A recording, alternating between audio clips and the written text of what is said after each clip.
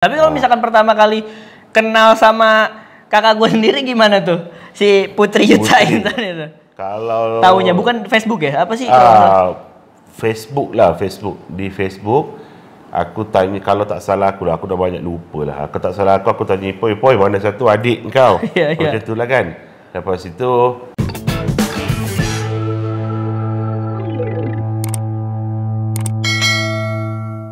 Hai guys, welcome in my space. Masih bersama gue Zil Karim. Yes. Dan Zil Karim. Iya, Zil Karim. Keren gak namanya? Keren. Karim. Oh, iya. Itu nama Taman Mak Kilau tuh. Masih Mak Kilau. Yoi, lo bisa lihat sendiri di sebelah gue nih ya kan, ada abang gue dari Malaysia namanya MC Eri. Waduh. Ya lu cuma satu doang, emang penontonnya cuma satu. Yes, jadi tuh bang, sehat bang? Alhamdulillah sehat. Terus keadaannya sekarang? Keadaannya makin membesar. Oke, sekarang berapa kilo? Hah? Berapa kilo? 38. 38. Kaki aja. Kaki doang. loh, Jempol doang tapi kan. Oke. Belum makan. Belum makan. Belum makan. Belum makan. Tadi apa? Belum makan. Gua nak tanya, lu mau tanya soalan apa kan? Oke. So, hari ini nak berborak. Borak ya. Cakap bahasa Malaysia ke bahasa Indonesia? Bebas, terserah. Bang Eri mau pakai bahasa Malaysia nggak apa-apa. Lebih bagus pakai bahasa Malaysia biar terasa Malaysianya gitu. Soalan yang pertama. Soalan yang pertama. Pertama kali datang ke Indonesia tuh kapan? Pertama kali datang ke Indonesia Tahun berapa? 2011. 2011 waktu itu. Singkat aja. Pertama kali tu lebih kurang dalam 2011 macam tu. So 2011 tu waktu tu kita nak perform band lah. Perform gig macam tu. So kita bersama dengan beberapa band, iaitu band aku sendiri. Lepas tu ada band punk rock daripada Malaysia, iaitu Stubborn. Dan juga Rock and Roll John. Rock and Roll John, yes. Adam John tu kan. Okey, lepas itu ada beberapa masalah mereka ada masalah dan band aku pun ada masalah, biasalah kan. Waktu itu mungkin usia mereka pun mungkin agak sedikit muda dan aku pun muda sikit.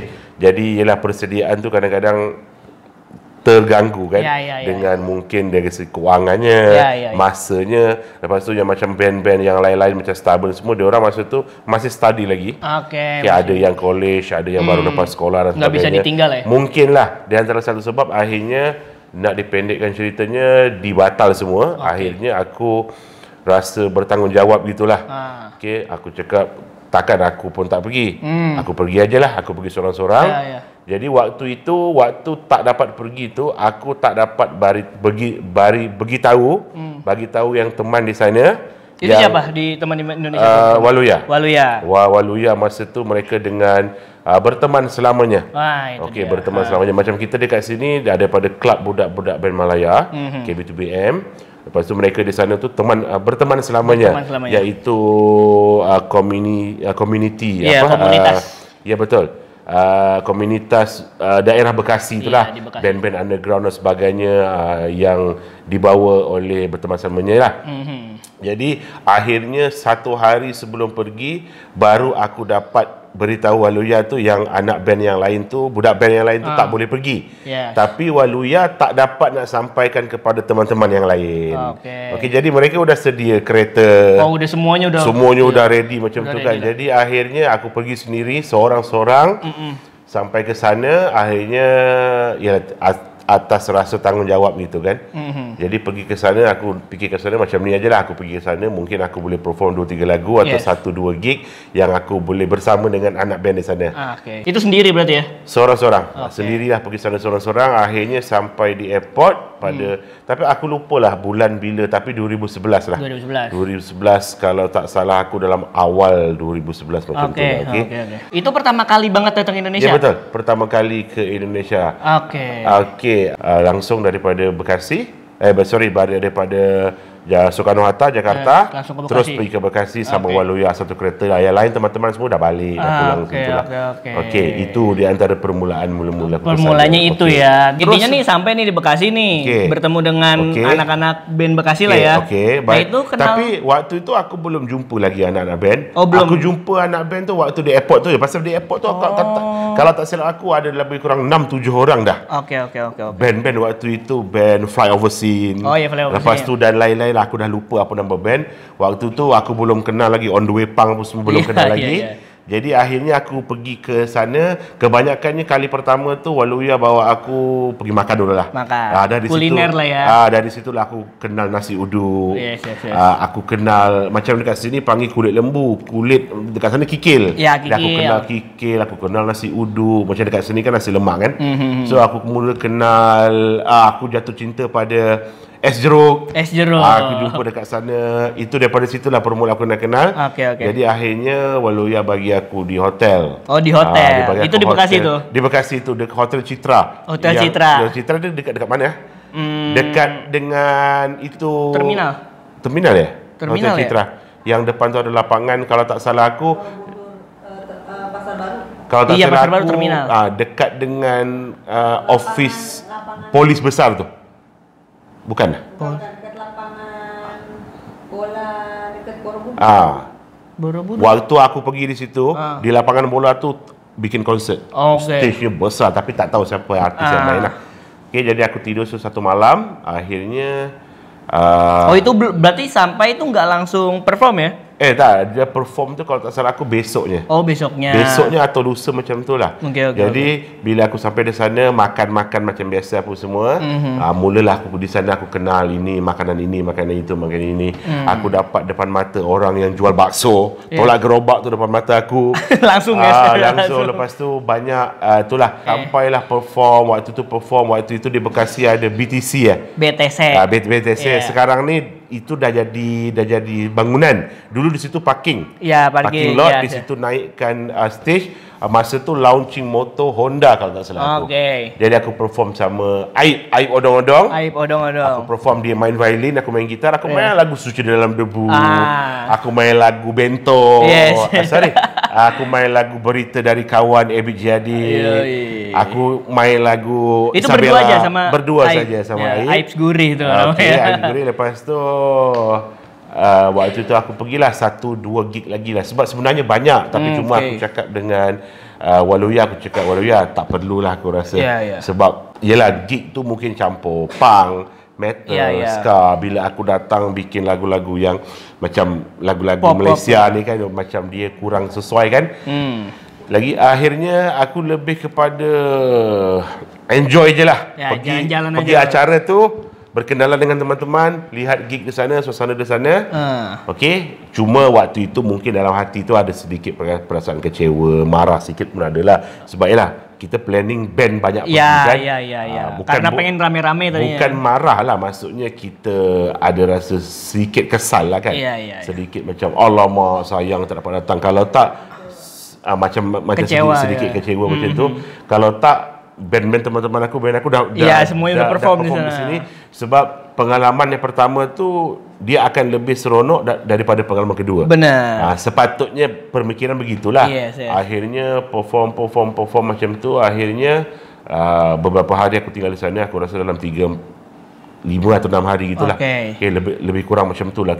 Jadi akhirnya aku ke sana, jalan-jalan, lebih kepada jalan-jalan dan semua. Akhirnya berkemungkinan Waluya berjumpa dengan abang kau, Ipoy. Masa tu band On The Way Punk masa tu. Itu ketemunya di sebuah event acara. Dia buat event. Mungkin dia ada di event tu, tapi aku tak dikenalkan. Waktu itu mungkin Waluya bilang gini, "Poi, kalau lu mau ke Malaysia, baik-baiklah sama Harry tu." Teman sama Harry tu. Akhirnya mereka bawa aku ke Monas. Jalan-jalan sama Ipoy tu. Sama Ipoy, sama anak-anak budak-budak band On The Way Punk. Naik kereta pergi Monas, ada pusing-pusing. Mungkin mereka tu nak buat jasa macam tu lah. Aku bawa dia jalan-jalan, mungkin dia boleh bawa aku pergi ke Malaysia macam tu kan.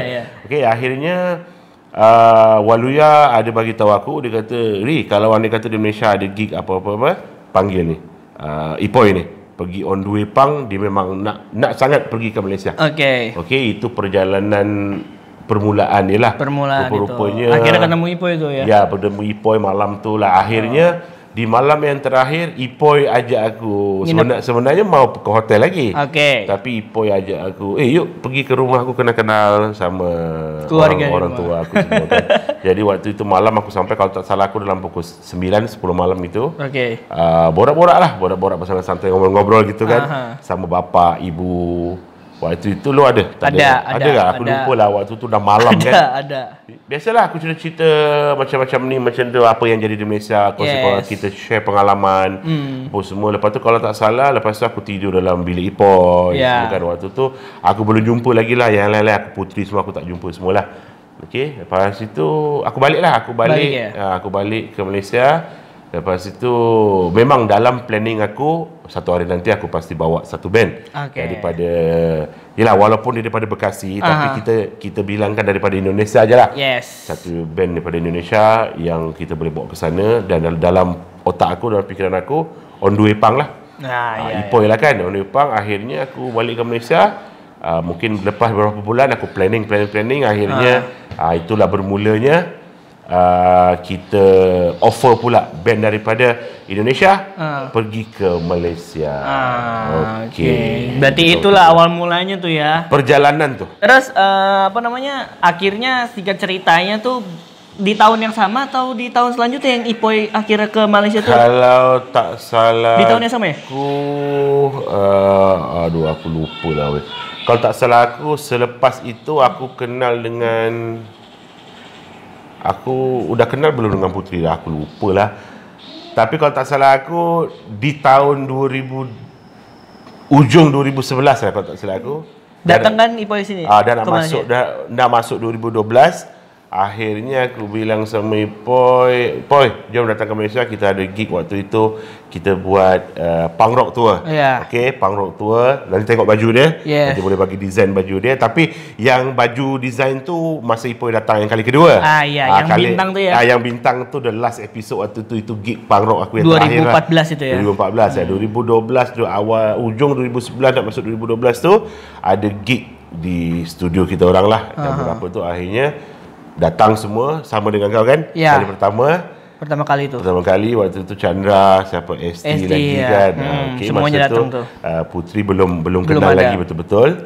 Lepas tu mereka datang ke airport masa tu. Kita datanglah muter-muter di situ lah. Lepas tu mulalah di situ lebih kenal macam tu lah.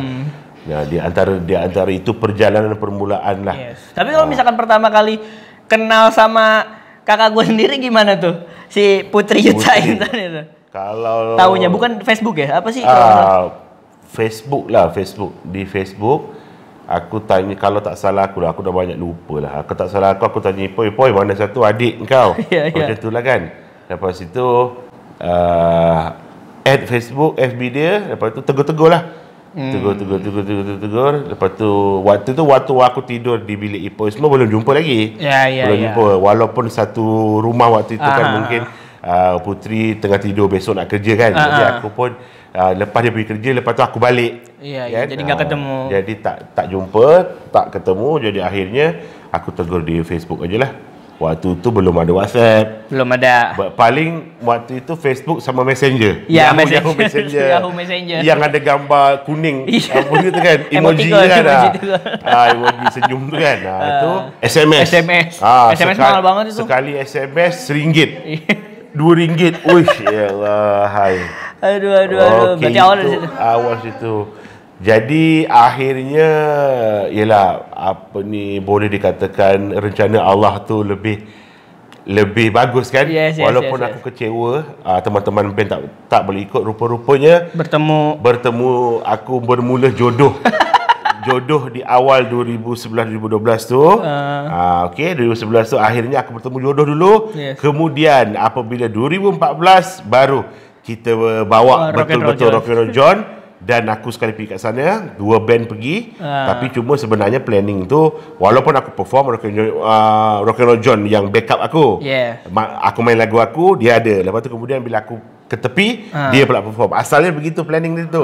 Aku fikir balik, tak apalah, pergi aja. Yang penting Rocky Horror John keluar. Waktu itu dia keluarkan album dia. Dia keluarkan CD-CD. Jadi lebih penting pada dia lah. Promo lah ya. Kalau nak tengok lebih lanjut yang Rocky Horror John tour tu, boleh tengok video bersama dengan Adam tu lah. Benar ya. Itu bersama dengan Adam tu kita ada borak-borak cerita macam mana mereka ke sana dulu.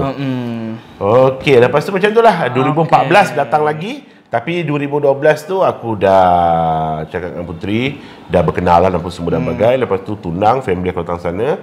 Kemudian 2012 lah pokoknya married tu ya. 2012 hari bulan 2 2012 tu tunang. Akhirnya bulan 9 tahun yang sama juga. Baru married 12 September 2012 aku kahwin dah. Nah, kalau misalkan gue boleh tanya, intinya tuh kenapa jadi yakin ke orang Indonesia gitu untuk married gitu? Kenapa enggak macam aku cakap tadi lah, rencana Allah tu baik kan. Dia dah tetapkan dan mungkin itu jodoh perjalanan dia. Tak kisah kan kita pergi mana pun bila dah hati nak semua kan. Udah nyangkut ya. Bermaksud kalau orang Malaysia cakap sudah sampai seru gitulah. Maksudnya seruan tu dah sampai. Yes. Tapi kan kalau misalkan gue pernah dengar kan, kalau misalkan di Malaysia sendiri itu kan ya sama lah, dari Indonesia melihat Malaysia seperti apa, Malaysia melihat Indonesia seperti apa gitu kan. Nah, akhirnya nikah kayak gitu maksudnya enggak ada rasa khawatir untuk ntar istri gue kenapa-napa nih atau gimana tinggal di sini atau gue kenapa-napa di sana gitu. Mungkin ada lah, bohong lah kalau aku cakap tak ada benda tu kan. Jadi yalah, penerimaan orang Malaysia terhadap Indonesia sama juga orang Indonesia pun. Iya, sebaliknya lah. Sebaliknya, tapi ialah mungkin kalau orang Indonesia menerima orang Malaysia, dia punya rasa tu lain. Dia rasa macam orang luar datang sini lah. Macam di sini kan terlalu ramai orang Indonesia yang datang bekerja di sini kan. Aku fikir juga takut nanti bukan mau letak level. Maksudnya takut disama-samakan dengan yang lain-lain. Yang lain-lain kan. Jadi aku fikir-fikir tak apalah. Ya bukan orang yang kasih kita makan kan.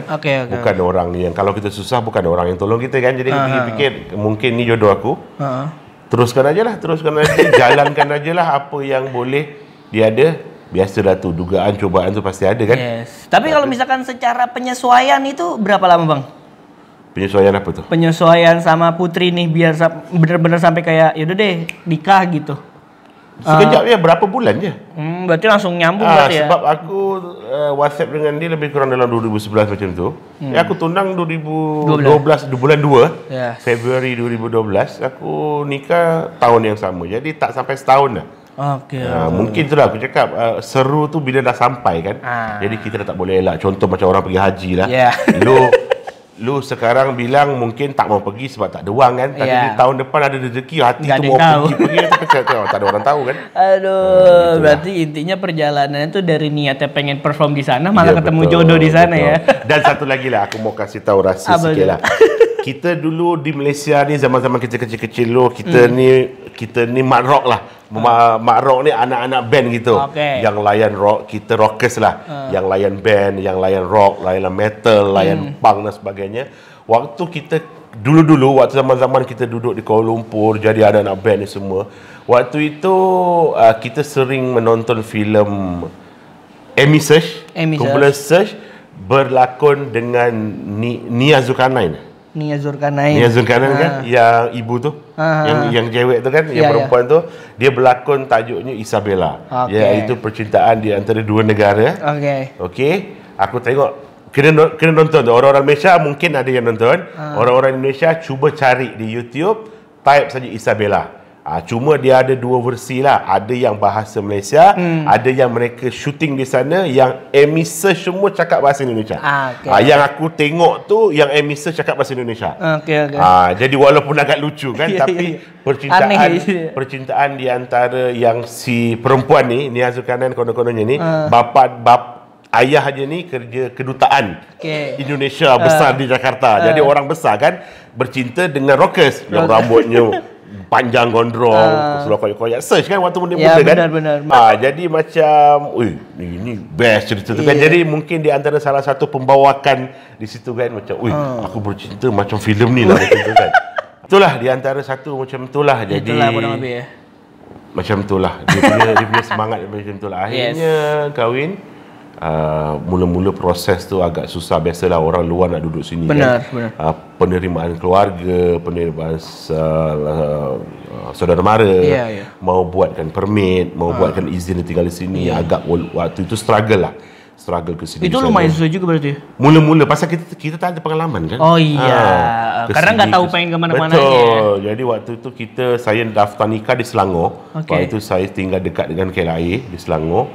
Jadi kita proses Selangor lah. Selangor ni kan di antara negeri yang paling kaya di Malaysia. Jadi banyak kilang. Apa itu?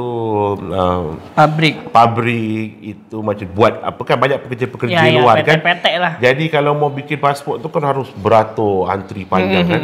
Akhirnya aku tukar file ke Seremban. Akhirnya pada akhirnya lancar lah semuanya lah ya. Ya, bila kita ada pengalaman, bila tahu proses-proses ni kan. Akhirnya alhamdulillah lah okey semua. Akhirnya bila aku dah pindah ke Negeri Sembilan, semua okey lah. Semua alhamdulillah lah. Alhamdulillah. Jalankan aja lah. Biasalah susah senang tu orang apa pun. Iya pastilah. Kena ada dia punya dugaannya kan. Aduh, oke deh Bang. Bang, boleh dong terakhir pesan buat orang-orang yang lagi nonton nih, netizen-netizen, mungkin ada yang pengen nikah sama beda negara Bang, pesannya apa tuh? Okey, secara judul lah, pasal aku secara jujur aku pun dah 10 tahun married ataupun berkahwin dengan orang, tak kisah orang mana pun, yang penting orang luar bukan daripada negara kita. Jadi kalau dah jodoh silakan, tak ada masalah. Dan bagi aku zaman sekarang ni dah lebih mudah. Mau belajar tonton aja YouTube. Mau belajar macam mana proses, cuma banyak caranya. Banyak belajar dululah. Ambil tahu dulu, jangan ikutkan perasaan, jangan ikutkan nafsu dan sebagainya. Ambil tahu dulu macam mana proses dia, susah senang dia macam mana pun dulu.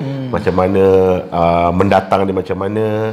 Lebih-lebih lagi bila akan datang dah ada anak, dah terikat macam itu kan. Jadi fikir betul-betul, kalau mampu silakan. Dia yang susah tu nak struggle di dalam negara orang tu yang susahnya. Oke. Itulah tuh pesan-pesannya tuh buat para netizen yang lagi nonton. Betul. Oke deh, paling kalau buat pengalaman dan ceritanya segitu dulu kali Bang ya. Nanti kita bakal lanjut lagi masalah tentang kultur shock pertama kali datang ya. Oke deh, jadi buat yang lagi nonton, terima kasih yang udah nonton. Sampai bertemu di video selanjutnya. Dil Karim dan MC Eri signing out. Bye-bye.